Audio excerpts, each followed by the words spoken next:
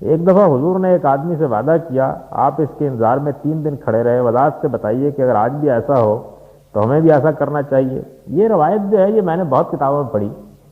اور بچوں کی کتابوں میں بھی پڑھی، لیکن واقعہ یہ ہے کہ یہ بالکل سمجھ میں نہیں آتی۔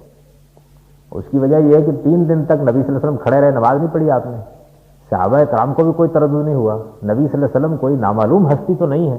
کہ 3 دن تک آپ کسی مقام پر کھڑے نہ پتہ نہ چلے۔ وعدے کے افاق کرنے کے لیے اتنا ہی کافی تھا کہ آپ کسی آدمی کو کہہ دیتے کہ بھائی آپ یہاں ذرا رہیں، ان کا انتظار کریں، میں اپنی ذمہ داریوں کو انجام دے لوں، آئیں تو مجھے بتا دیں۔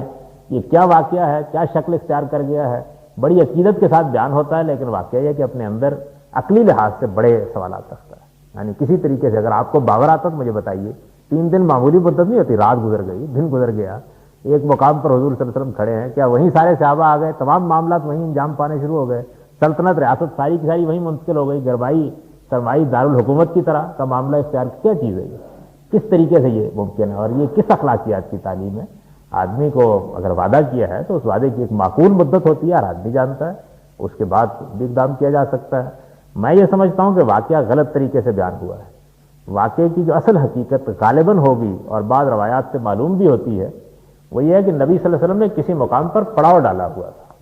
یعنی جیسے سفر کے دوران میں پڑاؤ ڈالتے ہیں، پڑاؤ ڈالا ہوا تھا،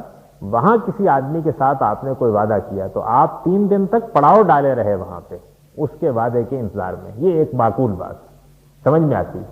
یعنی جو حضور نے فرمایا وہ یہ تھا کہ بھائی میں 3 دن تم نے مجھے اس مقام پر روکے رکھا ہے کیونکہ میں نے تمہارے ساتھ وعدہ کر لیا تھا، یہ بالکل ٹھیک۔ ایک پڑاؤ کی جگہ پر آپ نے گویا سفر کا سامان اٹھا کے آگے جانے کا ارادہ نہیں کیا کہ جب تک اس وعدے کو پورا ہے، اور سفر میں اس کا لحاظ کرنا اعلیٰ اور برتر اخلاقیات کا نمونہ بھی ہے، یہ بات سمجھ میں آتی ہے۔ لیکن جس طریقے سے قصہ بیان کیا جاتا ہے کتابوں میں کہ گلی میں کھڑے کھڑے آپ کسی مقام پہ 3 دن کھڑے رہے، یہ بات بالکل عقل کے خلاف اور نامعقول ہے۔ جو اصل صورتحال ہے وہ میں نے آپ کے سامنے بیان کر دی۔